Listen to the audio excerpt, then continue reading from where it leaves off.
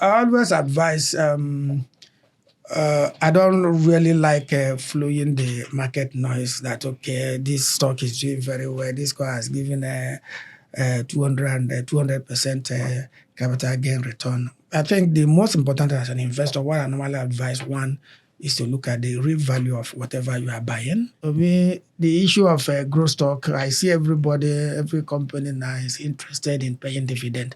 So, but that said, you look at those stocks that pay dividends.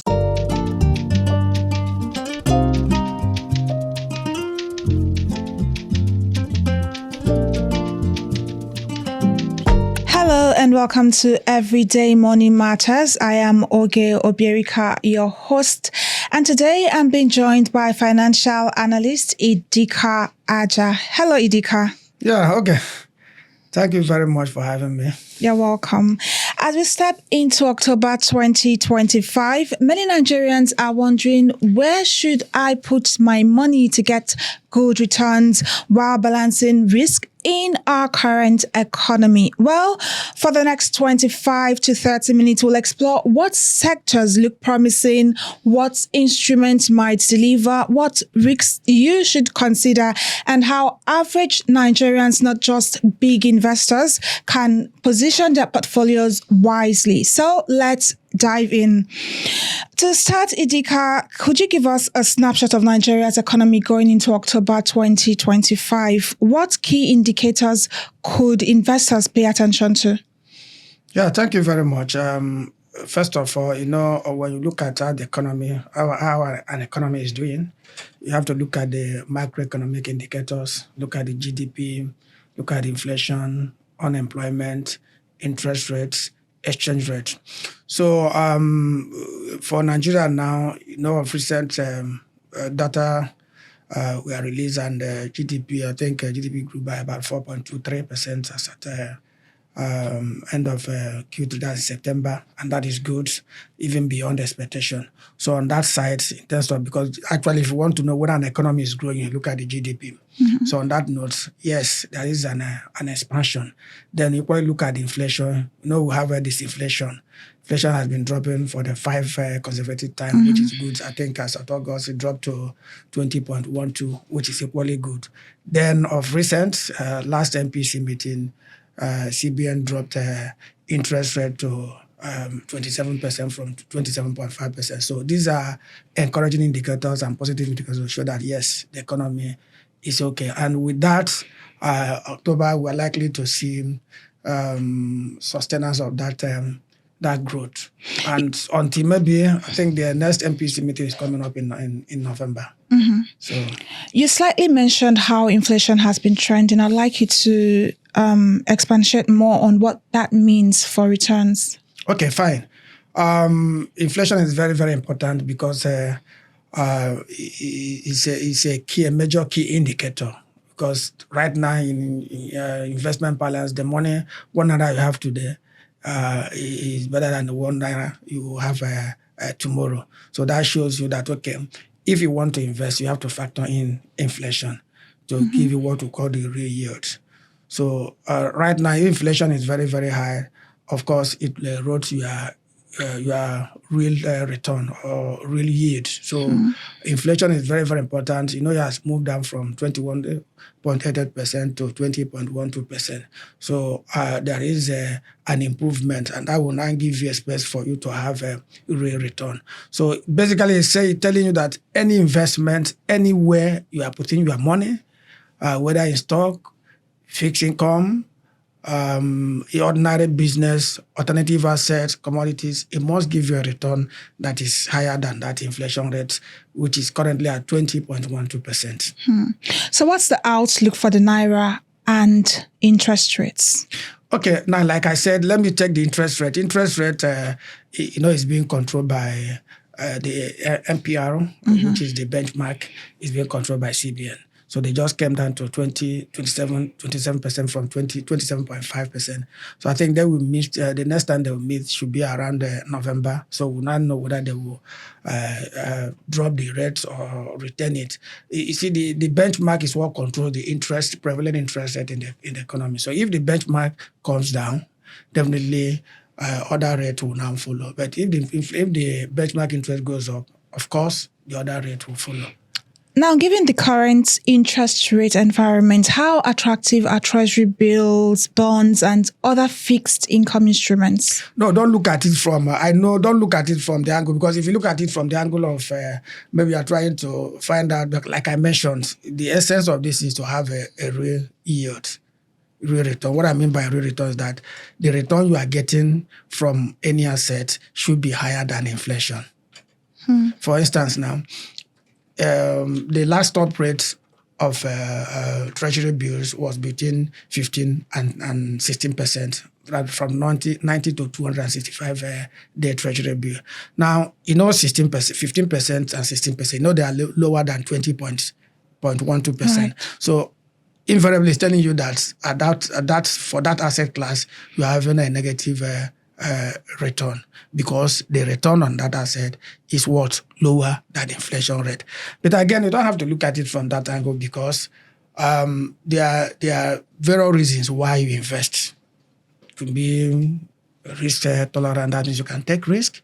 You don't want to take risk. You now look at safe investment that you can then put your money. So normally, with interest rates coming down, yields on fixed income asset will definitely come down. So what risks should investors keep in mind? Okay, fine. Well, you mean in terms of investing in fixed income or generally any right. asset? Mm-hmm. Is it fixed income?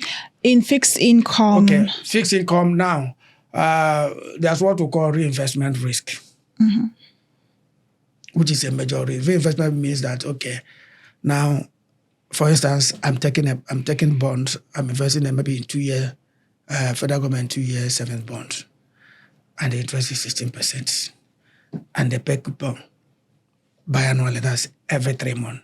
Now, by the time they pay the first month, assume that the interest rate was maybe, let's say, 27%. That's the benchmark interest was 27%. Now, by the time they pay the second one, maybe the thing has come down to maybe 25%. There is a reinvestment. That means you will not be investing that your return, the coupon they paid you the first time, you will not be investing it in a lower interest rate environment from 27 to 25. That's what we call reinvestment risk. So that coupon paid to you, the interest income, and by the time you want to put it back again, maybe the interest has dropped. Then you will earn less. That affects the total return of that particular asset, especially bonds. So that is one. Now, there's what we call credit risk. Credit risk means the issuer. How credible is the issuer? The probability of the issuer not fulfilling the obligation. So that is why it is important that when you want to invest in fixed income, there must be what we call risk premium. You understand what we call risk premium. That's a different, the return you get from investing in risk-free assets, which in this case is federal government assets, because it is backed by law. So federal government is likely to pay back. It is different from when you invest in maybe Dangote issues a bond and you buy. So it's not telling you that if federal government bond is giving you a coupon of 16%, Dangote must give you a return that is higher than that 16% to compensate what? For the credit risk. So that is how you balance it. If you're investing in risk assets, there's no credit risk.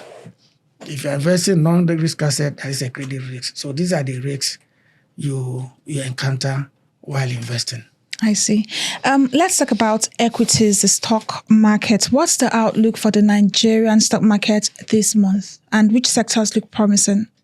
Okay, let us look at what the stock did, at least so far. I think as at close of trading in September, I think it returned, I think, about 38% thereabouts, compared to what it did similar period last year, which is about 31. But I mean, I'm talking of the all-share index, which you normally use to measure the performance of the broad market, of the equity market in Nigeria. Last year, as of September, it did 31.88%. Then, as of September this year, I think it closed at, at about 38% thereabouts, and has moved further by as at the close of business to 39.5%. You can now see the growth. So right now, it is performing better than it did last year. Now, when you equally look at the market breadth, that is the number of stocks that have gained and the ones that have declined, I think this year is equally better. In so far as at September 20, as at close of trading on September 30th, you have over 99 stocks giving gains above the inflation rate of 20.12%. That means they are giving you a return.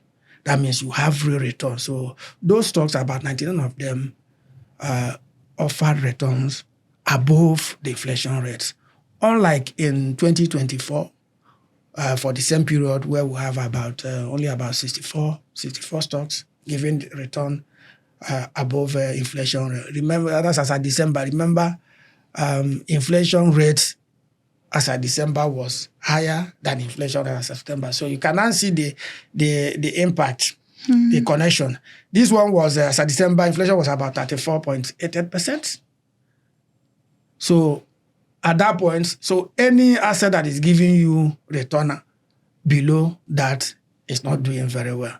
Now the inflation has come down to 20.12. You can now see the impact, the significance of inflation, how it can now guide you to know, okay, fine, I'm making profit or I'm not making profit.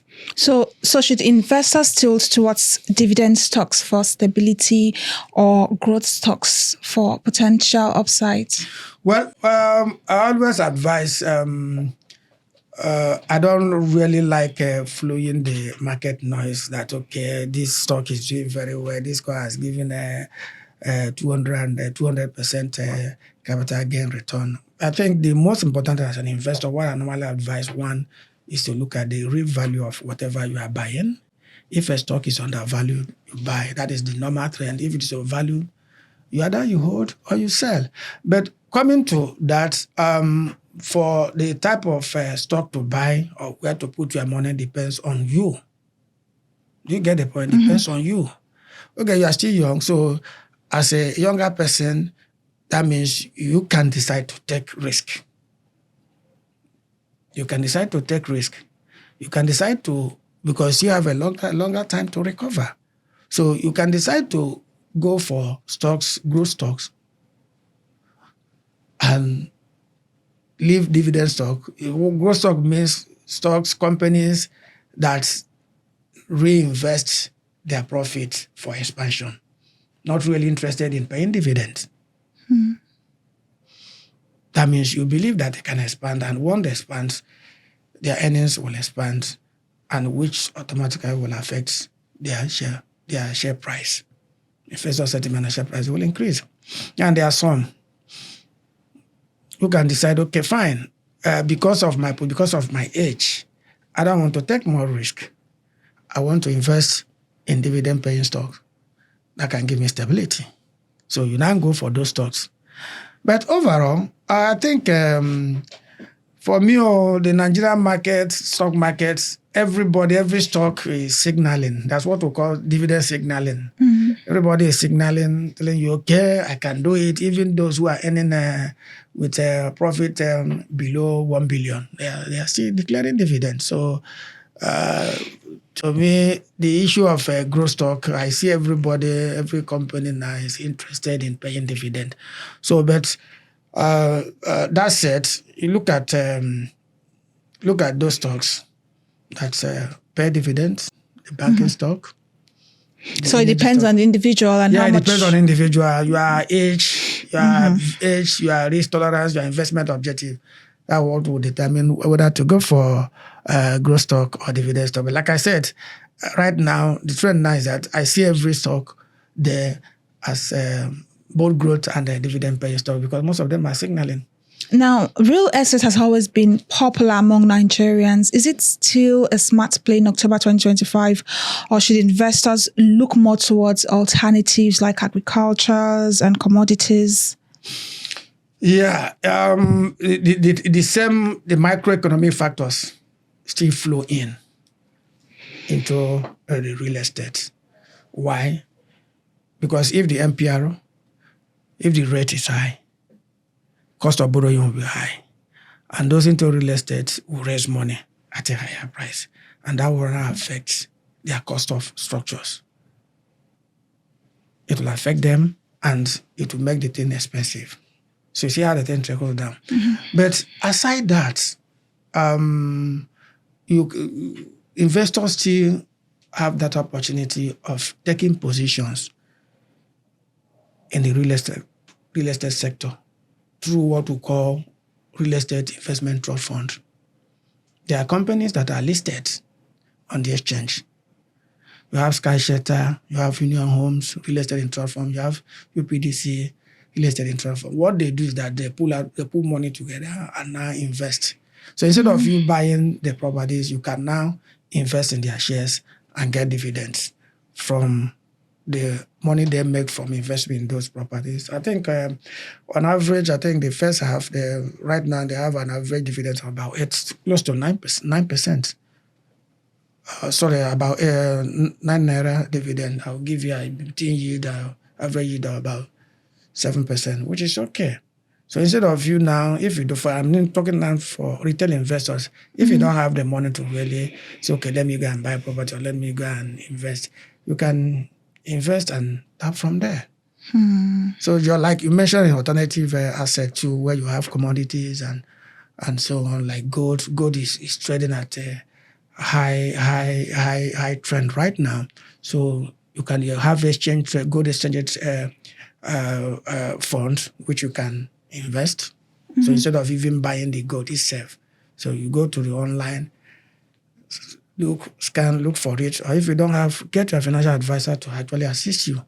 So if you don't have that high momentum, high cash to invest. So there are opportunities available for average investors. Sure. Even we have a Lagos Commodity Futures Exchange. You know what futures? So futures is just a form of derivatives where you can equally invest in a particular underlying asset, or in the case of futures where you can now buy in anticipation that, and maybe in anticipation of price fluctuation in the future, buy down the price now if you are not sure that the price will drop or increase. You can buy now through the exchange. So at a particular price with the hope of having the commodity delivered to you at a future date. That's what we mean by futures. So you have that option, even at the time you can do that. All right. What about foreign exchange? With the Naira still volatile, should Nigerians consider diversifying into dollar-denominated or offshore assets? Yes. Like I said, it depends on what you really want. You understand, and the most important thing is the return. So you have Euro bonds, you have other assets, even a foreign asset that you can buy. But normally you check what is return over them. I know. I think last year, I think it's the first half of Nigerian equity did better than S&P. And now, for instance, the US has dropped their rate. Nigeria has equally dropped their rate. So you always check the differential in rates. What are you getting from the yield you are getting from investing in US stock and what we are getting in Naira? Of course, you marry them with the exchange rate. That will not determine, okay, what will I get? Even if I convert, what will be the actual yield or return I'm getting relative to the exchange rate? So which is very, very important, which is very, very key. But what are the practical hurdles to look out for when doing that? One, you look at, you mean if you are going outside or you are investing here in Nigeria? Outside. Outside? Yes. Well, like the major thing there is a currency risk. currency fluctuation affects. Most Nigerian businesses, listed ones. When we mention foreign exchange gains and foreign exchange losses, are being influenced by the exchange, by the exchange fluctuation. So if Naira depreciates and you have your assets, by the time you convert to Naira, the value will come down. So the risk you have to consider is one, the currency risk. Look at the country risk, the place you are investing, the political stability. So like Nigeria now, if the economy, if the political environment is not stable, so people might not be interested to bring in. And get it too, you look at the rates, the interest rates, which is very, very important. Now, if the interest rate come down, if the interest rate, like now, CBN now reduce the rate. You know what it means? What it means that fine, normally there is now the spread between the inflation rates and the nominal return will narrow. Another along why CBN has been holding that rate, one of the reasons why they held that rate was this real return. Now, it will now encourage foreign investors to now come in if they know that the yield here is high.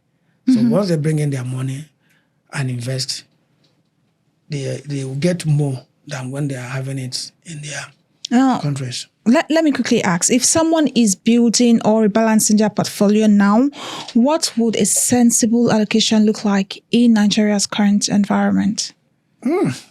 Okay. You want to balance portfolio. That's okay. Now, if you want to balance a portfolio, there are certain things you have to look at for. One, return. Okay. What level of risk are you paying for that particular return? Measuring what we call the Sharpe ratio. Now, if you want to balance your portfolio, like I mentioned initially, it depends on what you want. Do you want a portfolio that can give you 40%? Want a portfolio that can give you 30%? You are structuring a portfolio that can give you 20% or 50%. Now, you now look at, if you are going for 50% portfolio return for a particular period, you now look at, one, do you want to be conservative or aggressive? If you want to be aggressive, then you move into stocks. You increase your holding in stocks because they will give you higher return in order to get that 50% portfolio return. Portfolio is a basket of investment asset classes put together. That's what we mean by a portfolio. So when you are creating, depending on the return you are looking for, like I said, if you're looking for 50%, that is aggressive. That means, so like, what should I include in this portfolio that can enable me get that 50%? Of course, you know that fixed income cannot give you that because average fixed income is right now is between 15%. If you are lucky, you get up to 20%. But you still need that for stability. Now, alternative asset might give you higher, maybe 50%, like gold is not giving 50%. But it is volatile. So what is level of risk are you paying to get that 50%? So if the risk measured by standard deviation and Sharpe ratio is high, then you drop your portion. Drop a portion from that, then now go to equity that can now give you can give you higher return, but somehow stability. And that is where you now factor in investing in growth stock at the same time in dividend stock. The dividend accruable will now balance the portfolio in terms of stability, just like fixed income assets are giving you. Now, you can now increase your investment in portfolio in equities to 50%, fixed income 30%, go to alternative asset 20%. Right. Now, to wrap up, for average Nigerians with modest amounts to invest, what is the smartest first step that they can take this October? Okay. I don't know. Let me answer. I work so Do you have an investment account? Do you know what you mean by investment account? What is an investment account? Investment account is just like you have bank accounts, right? Investment account means for you to even start to trade, you must have an investment account. You must open a trading account with a stockbroking firm. The same way you go through when you want to open a bank account. When you open that investment account, they'll create you, especially look for stockbrokers or stockbroking firms that have online trading platform so that you can trade on your own, because fintech has made it very easy for everybody, even you, okay, even in the comfort of your home, you can buy stock. You can buy stock of 200 naira, you can buy stock of 500, you can buy stock of 1,000 naira because of fintech. So the first step you have to do was open a stockbroking account. That's what we call trading account. You know the reason why it is important? So that even these assets, asset stock, when they are issued, you can buy them from the primary market. But if you don't have, you may not be able to do that. In short, you can't do that. So you can only do that maybe if you now get what we call, if you go through professionals like mutual funds, then you equally have to open an account with them. But that is not a trading account. You can open an account with them, then give them money. They will just buy those things. We have a lot of them. We have money market mutual funds. We have equity fund. Even the foreign currency you are talking about, that is the dollar fund. You have them. You have the fixed income. So those are money market mutual fund. But the most important thing you have to do if you want to really trade is to open a trading account with a stockbroking firm. Search online. Go to Play Store. You can see their apps. Download it. Call them. Register. You can trade on your own and start investing bit by bit, start growing until you achieve what you want. But remember, the first thing is that you must define what your investment objective is. How well can you take risk? What is your age? Those three things will not show you, okay, this is what I want. Right, that was quite insightful. Thank you so much, Idika. And we hope that today's discussion guides you as you look to where to put your money this October. And whatever strategy it is you choose, ensure that you understand the risk. You have cushion for emergencies, and that you stay informed. Sure. Because in Nigeria, policy and market shifts can change the game this quickly. And thank you for joining us on this episode of Everyday Money Matters. I am Oge Obierika. Until we meet again, stay safe, stay smart, and invest wisely.